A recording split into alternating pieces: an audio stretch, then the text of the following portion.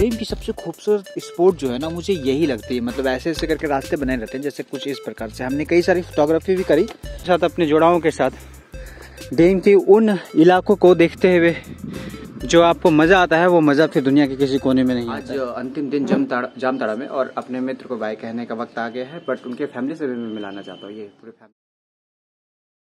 देवियों और सज्जनों, झारखंड पैदल यात्रा के 304 दिन हो गए। अपने मित्र के साथ मैं यहाँ से अपने मतलब जामताड़ा के हेडक्वार्टर से तकरीबन 10 किलोमीटर की दूरी में स्थित लधना डैम, कौन सी डैम है मित्र?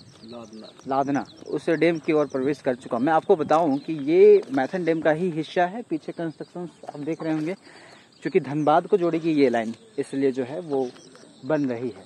आपको बता दूं कि जब भी आप जामताड़ा आते हैं तो जामताड़ा का एक पर्यटन स्थल ये भी है, केंद्र, जो तकरीबन 10 किलोमीटर की दूरी में स्थित है। एक नवनिर्माण पार्क भी है वहाँ पे। अभी मैं एक्चुअली ब्रश और जीबी वगैरह लेकर के मैं इधर ब्रश करूँगा, फेस वॉश करूँगा, थोड़ा समय बिताऊँगा। एक पहाड़ है छोटी सी, उसमें हम लोग चढ़ेंगे और वहाँ से नज़ारे देखेंगे पूरे डैम भर की।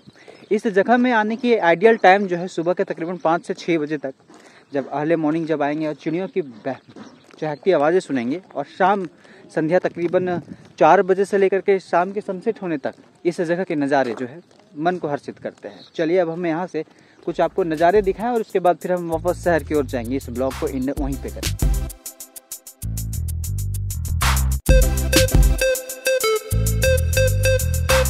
डेम की सबसे खूबसूरत स्पॉट जो है ना, मुझे यही लगती है। मतलब ऐसे ऐसे करके रास्ते बने रहते हैं, जैसे कुछ इस प्रकार से। हमने कई सारी फोटोग्राफी भी करी। ऐसे गांव वालों के लिए ये जो नौकाएं देख रहे हैं ना, ये रोजगार सृजन करती हैं। मतलब नौकायान करने के लिए कई सारे लोग यहाँ पे आते हैं। और मैं बता दूं कि तकरीबन दिसंबर जनवरी के महीने में यहाँ पे काफ़ी जनसंख्या में जो है भीड़ होती है।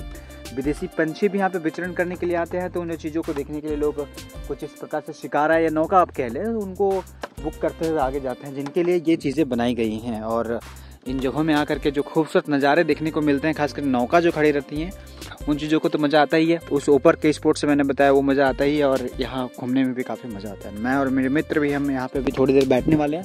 कुछ फोटोग्राफी भी होगी, फिर हम ऊपर से आपको थोड़ी सी नज़ारे दिखाएंगे। चूँकि ये समय तकरीबन 9:30 बज रहे हैं, तो बहुत अच्छा धुंध जो है फैला पड़ा है, तो उतना अच्छा से शायद नज़ारा आएगा नहीं, बट हम देखेंगे जरूर। तो मैं इस डैम के इस वक्त ऊपर चोटी में पहुंच गया हूं, जहां से आपको पार्क कुछ इस प्रकार से दिखते हैं और इसके साथ डैम भी इस प्रकार से दिखती है।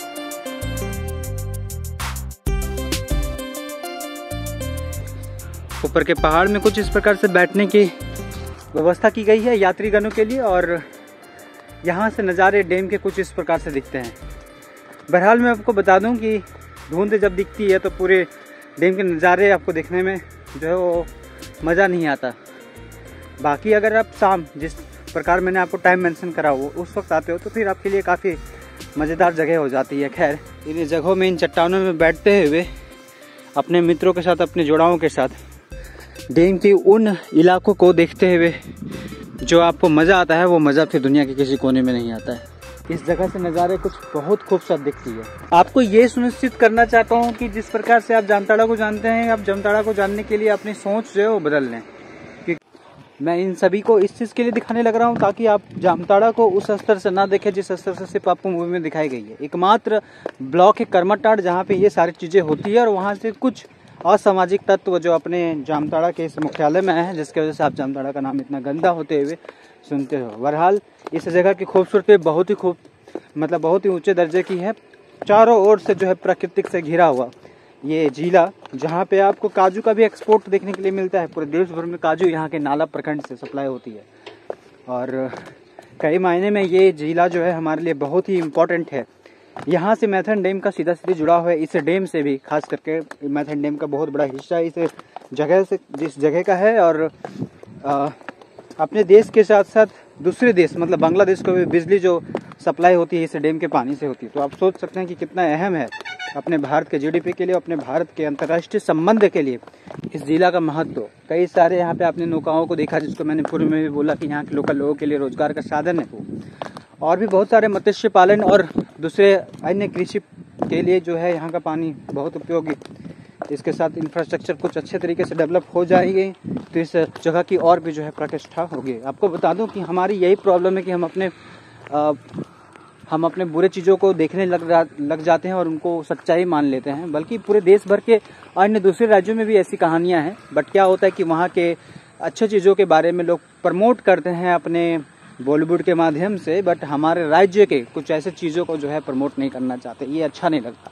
खैर, अब हम यहाँ से बाहर निकले और वापस जामताड़ा के मुख्यालय से होते हुए कुछ अन्य भागों को देखें। मैं नगर पहुंचे उससे पूर्व में आपको दिखाना चाहता हूँ यहाँ के पहाड़ और घाटियाँ। आपको बता दूं कि इन जगहों में कभी हाथी भी गुजरा करती हैं, और जब ये सीजन होती है धानों की, तो ये कुछ इसी डैम के कुछ भाग हैं। इस पहाड़ों के नाम मुझे नहीं पता है। अगर आप जामताड़ा से संबंध रखते हैं तो आप बताएं जरूर कमेंट सेक्शन में। और आज अंतिम दिन जामताड़ा में, और अपने मित्र को बाय कहने का वक्त आ गया है, बट उनके फैमिली से भी मैं मिलाना चाहता हूँ। ये पूरे फैमिली मेंबर, ये मुकुल आप तो जानते ही, अब टोपी नहीं उतार सकता अभी फिलहाल। नहीं ठीक है, आगे दीजिए ना, मैं आता हूँ फिर। ठीक है, जरूर थैंक यू। चलो मुकुल, अब मैं इस जगह से मैं निकलूँ, और thank you so much, thank you. और काफ़ी भावपूर्ण विदाई जो है वो, अब यहाँ से निकलते हुए मैं जामताड़ा से जाऊँ में ही जाम होते हैं। मैं आपको बताऊं कि कई कुछ बातें जो नहीं बताई जाती है मैं जामताड़ा के बारे में जानबूझ करके बदनामी में रखा जाता है, ताकि हमारे इस झारखंड के जो योगदान है उसको कोई जान नहीं पाए। इसी वजह से मैं यहाँ पे आया और इन चीज़ों को दिखाने के प्रयासरत में हूँ। फिलहाल हम जब यहाँ से जाएंगे तो यहाँ के मेन चौक से होते हुए जाएंगे। ठीक है, आते हैं इस बार यहाँ से निकलते हुए। बट यहाँ पे आगे में गांधी मैदान है और एक टावर चौक है जिसको मैं शूट करने के लिए भूल गया था। बहरहाल मैं आपको बता दूं कि यह वही जिला है जो फिशिंग कैपिटल के नाम से जाना जाता है। और जब मैं लादना डैम घूमने के लिए गया तो मैंने वहाँ पे पाया कि अपने मैथन डैम का एक बहुत बड़ा हिस्सा जो है अपने जामताड़ा डिस्ट्रिक्ट में है, और कई सारे ऐसी खूबसूरतियाँ जो है अपने इस डिस्ट्रिक्ट से है।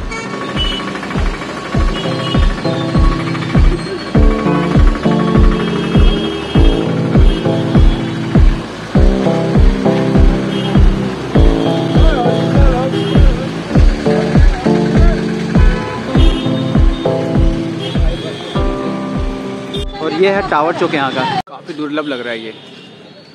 और एक सर आ रहे हैं, वरिष्ठ पत्रकार। बढ़िया हूँ सर, आप कैसे? अच्छे हैं, आप सुनाइए कैसे? हाँ, मैं भी ठीक हूँ सर। बस आपके जामताड़ा से अब यहाँ से निकल रहा हूँ और काफ़ी अच्छी जानकारियाँ हमको यहाँ के बारे में प्राप्त। हम भी आपसे बात करना, हम आपसे तुरंत कॉल बैक किए। हाँ, मैं ब्लॉग शूट करता हूँ तो उसमें थोड़ा सा हो जाता है। उस आइकॉनिक टावर चौक के बाद अब हम यहाँ के जिला मैदान में प्रवेश कर रहे हैं, क्योंकि ये चीज़ें मुझे बहुत पहले आपको दिखानी चाहिए थी, बट संभवतः आज मुझे मौका मिला कि मैं यहाँ पे प्रवेश करूँ। ये जिला मैदान है और इस जिला मैदान में परेड वगैरह होती है टाइम टू टाइम।